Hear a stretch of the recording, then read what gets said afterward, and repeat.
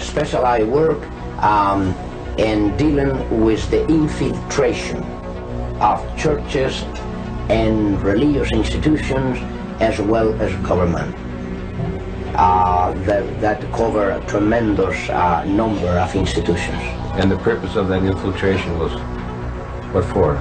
Well, the purpose is what the Roman Catholic system has all the time as her own purpose, is to infiltrate, to penetrate all the areas of life where the Roman Catholic can have control and access for the coming world government. Simply put, this country and this world benefit from your commitment to Jesuit principles, to being men.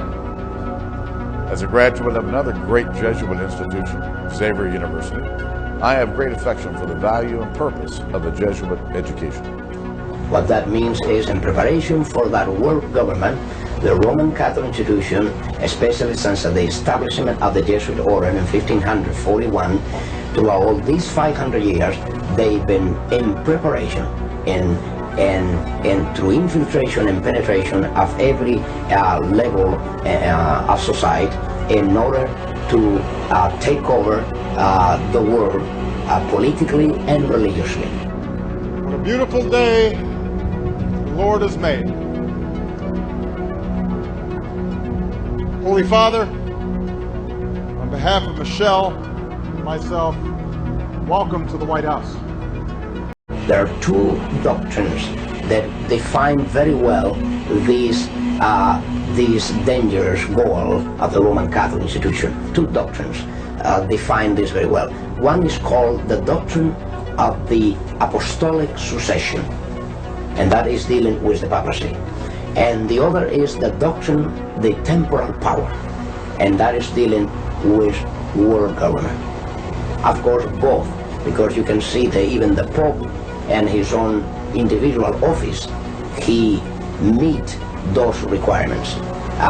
He is not only the head of his church, as he called himself, John Paul II, the present Pope.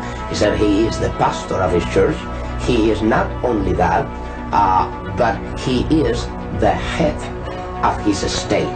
It is a sign, perhaps, of how far we have come in this country that today's news of formal recognition between the governments of the United States and the Vatican did not create a furor. Once upon a time, it would have. Once upon a time, and not all that long ago, it did.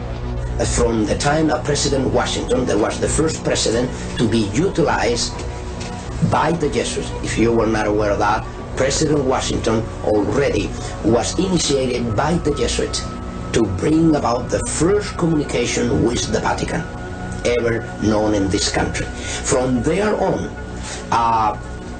President Reagan, throughout all this time, President Reagan has come to fulfill the greatest